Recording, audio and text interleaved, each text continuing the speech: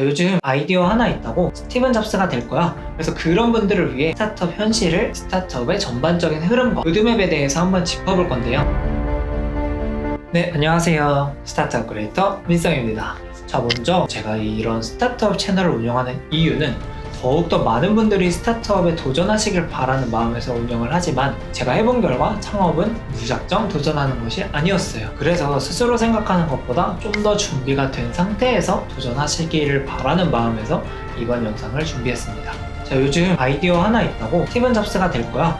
이렇게 핑크빛 미래를 꿈꾸는 분들이 생각보다 많은데요. 그래서 그런 분들을 위해 살짝의 스타트업 현실을 먼저 알려드리려고 합니다. 그러기 위해서는 이제 스타트업의 전반적인 흐름과 로드맵에 대해서 한번 짚어볼 건데요. 먼저 제가 이해하는 창업의 과정은 크게 4단계로 나눌 수 있는데, 첫 번째는 바로 구축 단계, 두 번째는 영업 마케팅 단계, 세 번째는 운영 단계, 네 번째는 경영 단계로 나눠볼 수 있습니다. 그래서 결국 사업 계획서도 단순히 아이디어의 특별함만 보는 것이 아니라 이 4가지 항목이 얼마나 밸런스 있게 잘 자리 잡고 있는지, 요거에 따라서 합격의 유무가 갈리는 것 같아요. 자, 먼저 구축 단계를 세분화해서 바라보면 분야별로 조금씩 다르겠지만 우선 IT 창업 기준으로 크게 기획, 디자인, 개발 이렇게 나눠볼 수 있어요. 자, 그래서 우선 정말로 처음 시작하는 창업자분들에게는 이 구축 단계에서도 엄청 어려움을 겪어요. 지원 사업을 받는다 하더라도, 그래서 돈이 어느 정도 있다 하더라도 이거를 구축해줄 어떤 업체나 사람에게 제대로 된 과업지시서를 만드는 것조차도 어렵고, 그리고 이 과업지시서를 제대로 주더라도 그걸 실제로 잘 구축하는 업체를 찾기조차 쉽지 않아요. 그래서 가장 좋은 방법은 창업자가 우선 직접 기획자가 되는 게 편하고, 그래서 그를 도와줄 디자이너 한 분이 있다면 이 부분에서 조금 더 수월할 거예요. 그렇기 때문에 시장 검증을 우선 할 수 있는 MVP 모델로 먼저 개발하는 것을 추천드리는 겁니다.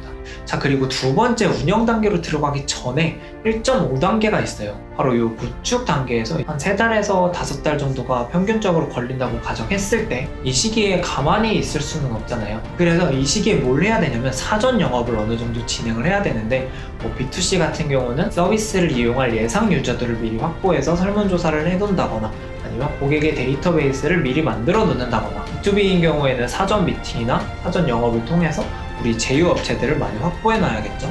더욱 중요한 거는 이런 이 과정에서 우리의 기획이 자꾸 변할 수 있고 완전히 피버팅 될 수도 있어요.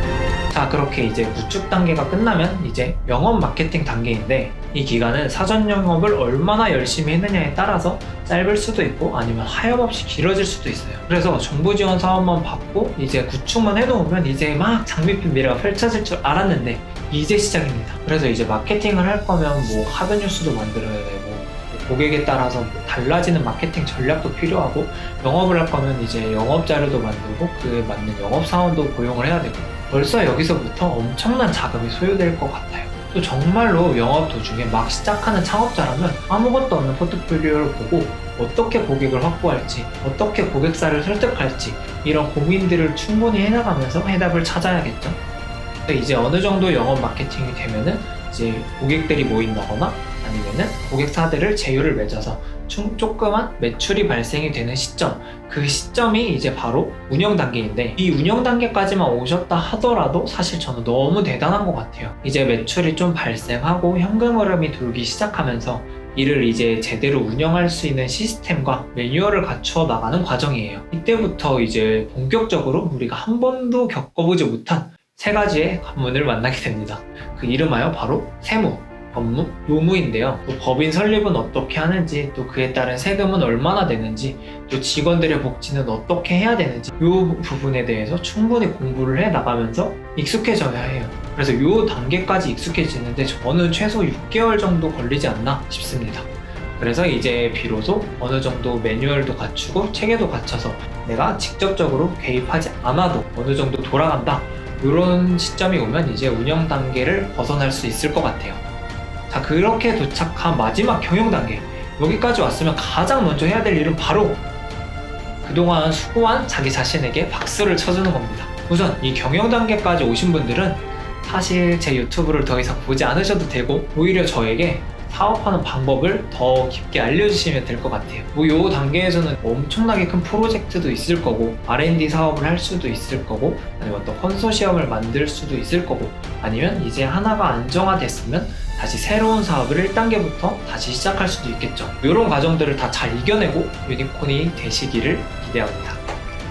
자, 이제 여기까지가 제가 이해하고 있는 이제 스타트업 창업의 전체 로드맵이었는데요. 어떤가요? 이제 단순 하나의 아이디어만 가지고 무작정 뛰어들기엔 아직 준비 안 된 것들이 너무나도 많지 않나요? 무작정 이제 스타트업을 한다고 뛰어들었다가 금전적인 손실과 뭐 시간적인 손실을 엄청나게 보시는 분들도 꽤 있는 것 같아요. 그래서 이제 본격 시작하기 전에 이런 과정들에 대해서 어느 정도 이해하고 있다면 조금 더 수월하지 않을까 그렇게 생각을 합니다. 하지만 여러분, 제가 정말 좋아하는 영어 단어가 하나 있어요. 바로 요 올드인데요. 그럼에도 불구하고 이렇게 수많은 어려움에도 불구하고 계속 도전하고 또 도전하고 무너지더라도 다시 도전하고 계속 도전하여서 저는 더 많은 분들이 스타트업을 이끌면서 더 많은 영향력을 사회에 미칠 수 있는 그런 사람이 되시기를 바랍니다. 그러면 오늘 영상도 시청해주셔서 정말 감사드리고 앞으로 우리 스타트업을 하는 모두 유니콘 기업이 되는 그날까지 파이팅 하시길 바랍니다. 감사합니다.